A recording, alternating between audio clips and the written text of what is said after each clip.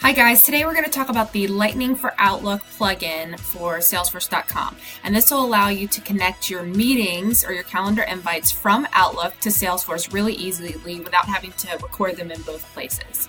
So let's get started. The first thing we're going to do is open our calendar invite. At this point you should have already installed the Lightning for Outlook. If there's any questions about how to do that, please let me know.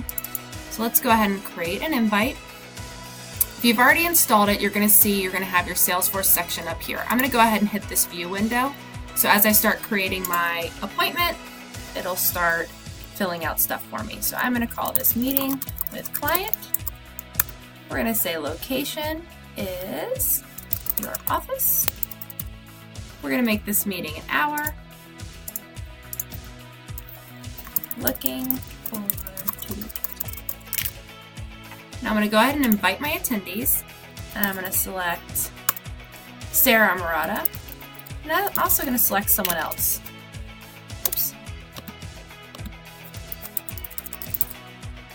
Now you can see Salesforce is already thinking, and it's going, hey, I found a bunch of things that are related to these email addresses. So you can see it'll find contacts, it'll find accounts, and it'll also find opportunities. It also said, hey Sarah, this email address right here is not in Salesforce. Do you want to add it?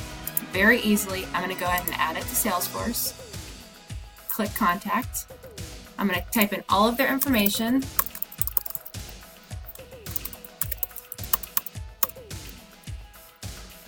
Again, the more information you can put in there, the better.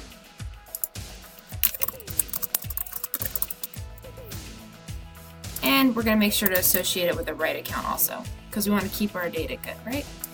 Test account. And hit save. So now that I've added that contact to Salesforce, I'm going to click log event, and it will show up all these related records, and you have the ability to associate it with it as many as you want. You can see down here it also lists opportunities, so if this is a meeting that's specific to an opportunity, I definitely suggest that you go ahead and add it to that as well. And I'm going to hit save. Now an important thing to note is that this will not show up into Salesforce until you hit send. Perfect. So now I see my meeting in Salesforce. Both of my invitees received an email just like they normally would. And now if I go into Salesforce and I refresh my screen, I'm going to immediately see the new meeting that was just scheduled for the future, meeting with client. And it will say exactly what else it's related to. So if I click this little expansion, looking forward to catching up, and this is related to the the opportunity test for forecast as well. Now remember, we put in that other email address to add, so this is a new contact. So let's go ahead and search for that and see if it showed up as well. Oh look, there's my contact that I created. And it has all of my information that I just threw in there, and it also has the meeting. So now you've successfully logged meetings into Salesforce.